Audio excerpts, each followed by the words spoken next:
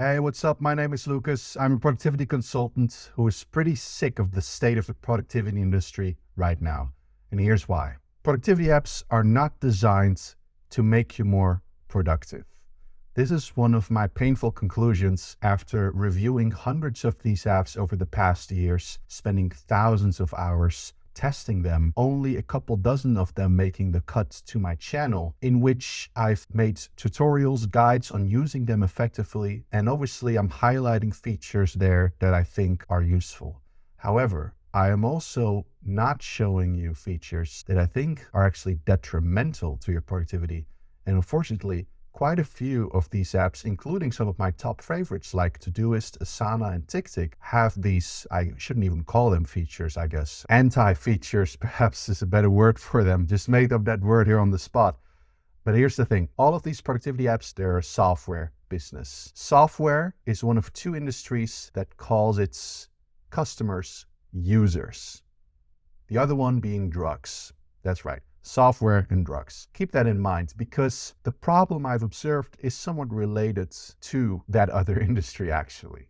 They need customers. They want to retain those customers for as long as possible. They want to maximize the value that each customer brings to the table. And that all makes sense. That's all fine. I am more than happy to support and pay for a great product. In fact, I recommend them on my channel and I still do, despite these problems. I think we can all agree, even though we have different definitions of what productivity is to us individually, different priorities that we want to attend to, that we want to get as much important stuff done as fast as possible, without delay, without friction, and that our productivity apps should serve us to achieve that by informing us on what needs to get done based on what we can do right now, given the time we have available, given the place we're in, given the tools we have. Keeping it simple though, our apps should serve us, not the other way around.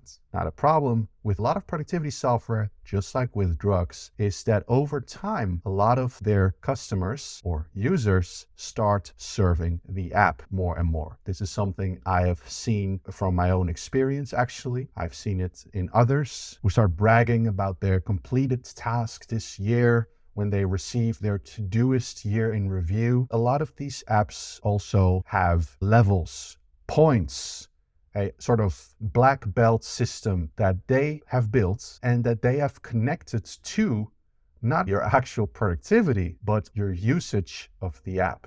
I think it's very important to understand that anything you see in a to-do app is just a suggestion that your past self has given your current self. They are mere representations of what may need to get done or what has been done when you click the checkbox. But again, it's different for everybody. If you're someone who breaks up their projects into small pieces, the same project may take you 30 clicks to complete versus someone who keeps it simple and perhaps has only 3 steps defined as part of that same project. Now, I'm not judging one or the other here. You got to do what works for you. If a particular project is new to you, while someone else may be able to do it on autopilot, that's fine. It makes sense to have the different level of complexity. However, these apps don't recognize the contents of whatever is being checked off, of whatever's being clicked. In their minds, the way it's been programmed, a click, a checkbox complete equals points. You get points for completing tasks and you can earn your way up to Grandmaster level or whatever they're calling it nowadays. What do you get from that? What does it give you? How does it serve you to know your Todoist karma level? There's other ways that apps kind of lure you in. They include setting a goal of tasks to complete every day. Again, how does that serve you? You have different energy levels every day, different tasks and take a different amount of time, different levels of complexity. They have a different impact. These apps don't know what is actually being ticked off. If you would like, you can easily cheat your way into a high level. But what does this level mean? It means nothing. It's just an artificial reward for using the app as much as possible, which is what these apps want. It's by design. It's to lock you in. If you really care about your Todoist karma level, you're not gonna give it up as easily, even if a superior app comes along that can help you be more productive by having a better feature set, for example, right? So it's by design, and TickTick does the same thing. Asana has these dopamine rush-inducing emojis or confetti when you complete a task, and I'm sure a lot of apps have this. I've seen it. It's no good. It's just there to lock you in as a user, which is what they want. They want your money, and that's fine. They can have my money if they have a great product, but don't manipulate me into using the app. I feel like at this point, I'm pretty resistant to this kind of artificial rewards because I recognize that it's so meaningless, because I recognize that whatever's on the app is just a representation of reality and not reality itself. But I feel like it is unethical for a productivity app to introduce addictive mechanisms, which I would say this falls under. And also, it's why I want to warn all of you against falling for it. If you see features like this, run. Don't run away from the app itself necessarily, but turn it off. Don't ever look at it. Don't start caring for it. All these statistics, they don't mean anything. What means something is, did you do the most important things? Did you do them well? Real life experience can tell you that. An app cannot. The second problem I've observed in the productivity industry is how productivity methods are presented to the world. I don't have anything against productivity methods. I'm a systems guy myself, and I love seeing new creative ways of looking at operations behind structuring your workflow. GTD is a phenomenal method that I have used for many years. Building a Second Brain has a phenomenal method. There's many others out there. And again, it's fine to adhere to a specific method. It is completely fine to play around with a method, test to see what works for you. Personally, I've been on GTD for a long time, but since then, I've definitely developed some of my own quirks, so to speak, that may not be GTD by the book. And exactly this is something I see a lot of people falling for. They want to practice a method by the book exactly. They perhaps shun others if they claim to be productivity method X practitioners, but see that, hey, you're doing this wrong, and they want to call them out, and it sparks discussions that, in my opinion, don't serve anyone. In my opinion, all of these productivity methods are blueprints, if you will. They are a starting point. They are there to help you design, build a system of your own, but the blueprint is not the house itself. The map is not the territory. And that is something a lot of people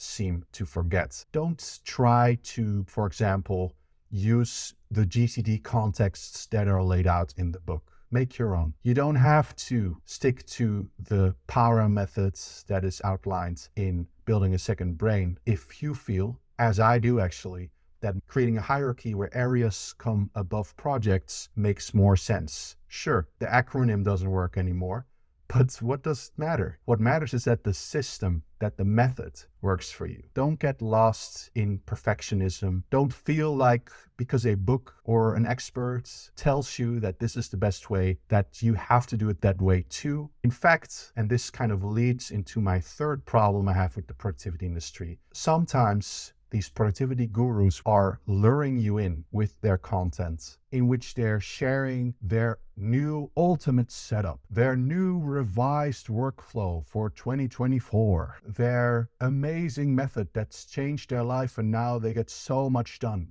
How I stay 100 times more productive than everyone else. You've seen the thumbnails. You've seen the clickbait titles. What you need to understand is that a lot of these folks use psychology to lure you in. They predicate on your insecurities. They know that everyone is different. And they also know that it's very rare for someone to be a picture-perfect fit with any one method, and that a lot of you productivity enthusiasts are going to continue searching or feel seduced by a thumbnail that promises perfection of some sort. They know this very well. They use you. To them, you are revenue, ad revenue on YouTube, another course customer. I am, to a degree, a part of that problem. I really try to stay away from these clickbaity titles and thumbnails. I try to provide analyses of methods, of techniques like the Pomodoro methods, Inbox Zero. And in my courses, I try to be as transparent about the tool that I may discuss there, also outlining the features I dislike, for example, and trying to make clear that whatever I present there is just a blueprint to get you started, as opposed to the ultimate system that you have to follow this way. And if it doesn't work, well, then you have to book a coaching call with me because you're just not doing it right.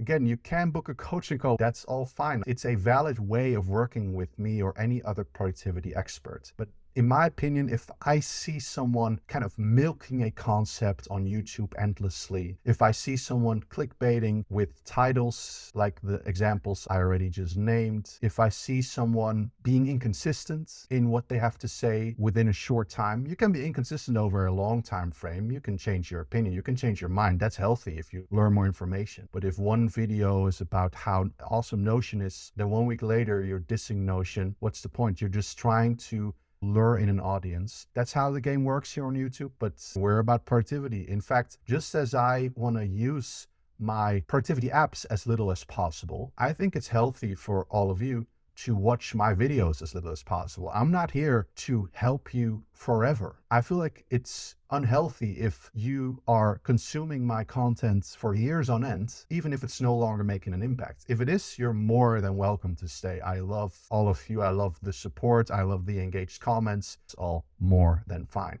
But at some point, you have to recognize perhaps there is a limited return on consuming more productivity content, and you just have to get going. You have to, go on your own adventure, create your own system, and perhaps after a while come back and share what you've learned. So this is a problem that I feel is both on the creator side as well as on the audience side. I certainly don't spend my time watching dozens of sometimes overproduced, overpromising, perfectionism-inducing videos anymore.